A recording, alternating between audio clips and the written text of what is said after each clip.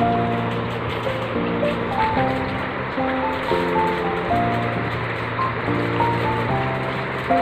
everyone, I am your social teacher, and as you know that we had finished our geography chapter 1, and from this video we will start our new chapter of civics, and the name of the chapter is on equality. This is our chapter number 1 of civics, and what is the name of the chapter? On equality. Now what is the means of equality? Equality का मतलब क्या है? तो equality का मतलब होता है समानता, है ना. हिंदी मीनिंग इक्वालिटी का जो है मीनिंग क्या है हिंदी? समानता. तो on this topic on equality it whole chapter is based on this topic. So let's start. India is a democracy. In the class 6th book, we looked at the key elements of a democratic government. आप India एक democratic country है. 6th class में आप ये चीज़ देख चुके हैं, है ना. और डेमोक्रेटिक गवर्नमेंट जो होती है उसके क्या की एलिमेंट्स होते हैं वो भी आप 6th क्लास में देख चुके हैं. These include people's participation, the resolution of conflict, and equality and justice. ये जो डेमोक्रेटिक गवर्नमेंट होती है उनमें कई सारी चीज़ें होती हैं, जैसे लोगों का पार्टिसिपेशन होता है, और जो मान लीजिए लोगों के बीच किसी तरह की कोई प्रॉब्लम होती है, विवाद होता है, उसका सॉल्यूशन किया जाता है. लोगों के बीच इक्वालिटी होती है, लोगों में जस्टिस होता है एक तरह से लोगों के लिए. तो सारे ये की एलिमेंट्स हैं. इक्वालिटी इज़ अ की feature of democracy and influences all aspects of its functioning.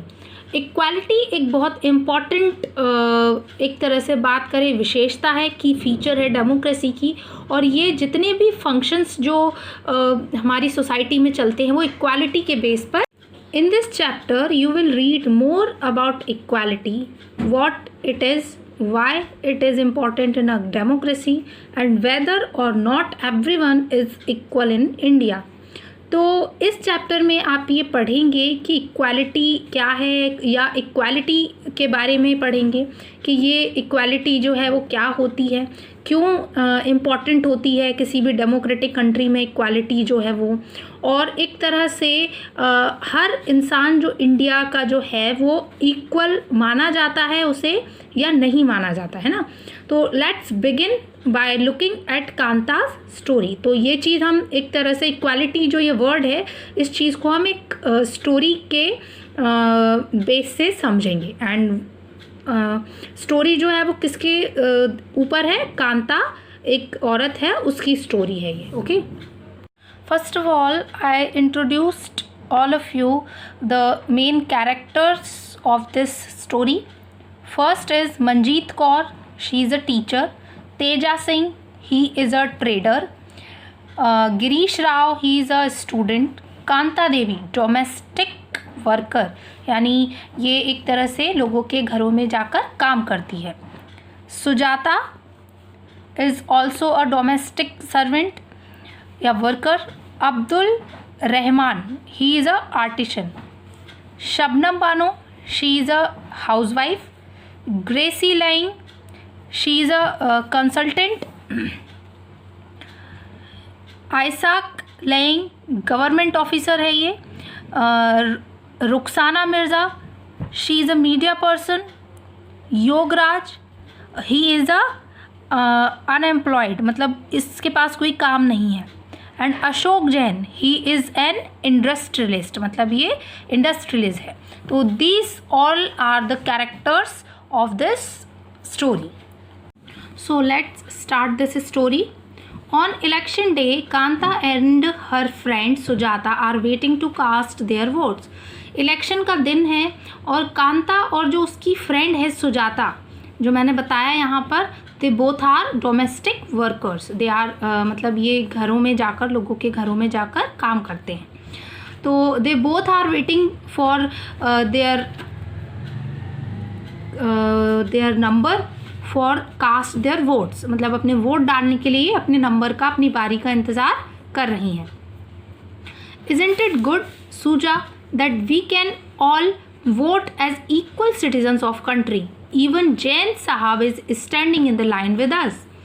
अब जो कांता है वो सुजाता से कहती है कि सुजाता, इज़न्ट इट गुड, क्या ये मतलब बहुत अच्छी बात नहीं है जहाँ पर सारे जो लोग हैं वो इक्वल सिटीज़न होने के नाते हमारी कंट्री में जैसे इक्वालिटी के ऊपर जोर दिया जाता है कि इक्वल हैं सभी लोग, उसी वजह से सारे जो लोग हैं वो वोट देने के लिए इक्वल सिटीजन्स की तरह एक लाइन में खड़े हैं। इवन जैन साहब जो हैं, जो इतने बड़े इंडस्ट्रियलिस्ट हैं, वो भी हमारे साथ ही इसी लाइन में वोट डालने के लिए खड़े हैं। तो सुजाता क्या रिप्लाई करती है? Yes. Now go on Kanta, it's your turn now. अब सुजाता कांता से कहती है, जाओ कांता, अब तुम्हारी बारी है। अब कांता क्या कहती है? I will vote for the candidate who has promised to bring pipe water to our area. अब जो कांता है वो कहती है कि मैं उसी कैंडिडेट को वोट दूंगी जिसने हमें ये प्रॉमिस किया था कि वो हमारे एरिया तक जो वाटर पाइप है वो लगवाएगा। आफ्टरवर्ड्स, उसके बाद, we will see you later Kanta. Yes, नमस्ते साहब। अब जो कांता के मालिक हैं, जो इंडस्ट्रियलिस्ट हैं, कौन? अशोक जैन। तो वो कांता को बोलते हैं, हम बाद में मिलते हैं कांता। तो जो कांता है वो कहती है, हाँ साहब, हम बाद में मिलेंगे, नमस्ते।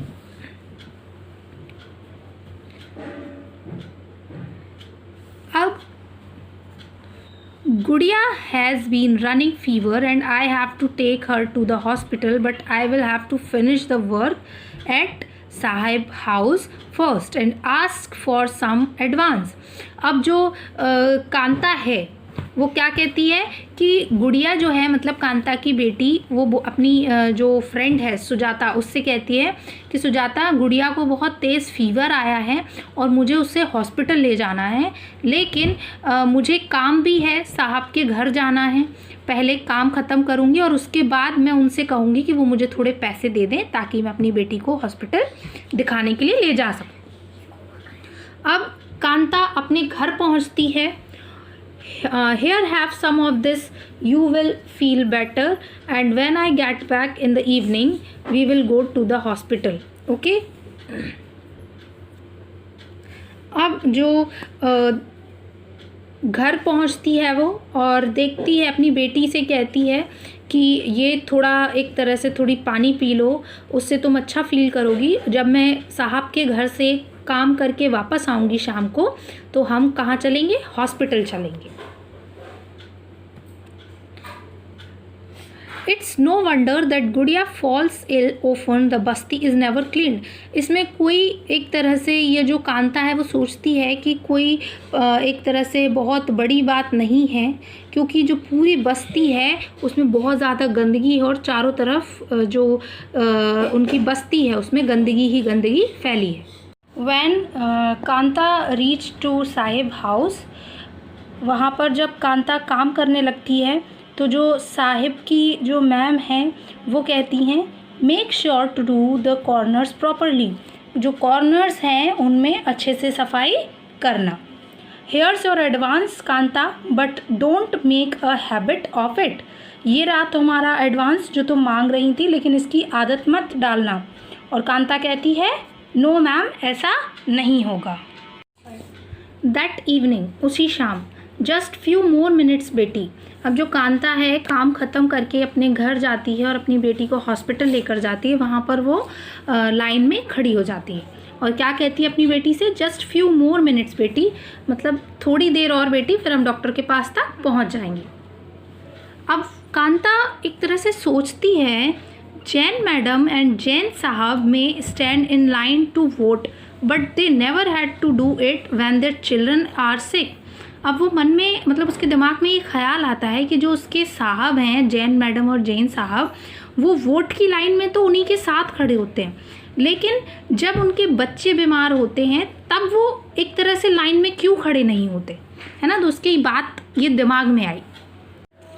Do you think Kanta has enough reason to doubt whether she is she really is equal. अब क्या आपको लगता है कि इतना रीज़न ये काफ़ी था?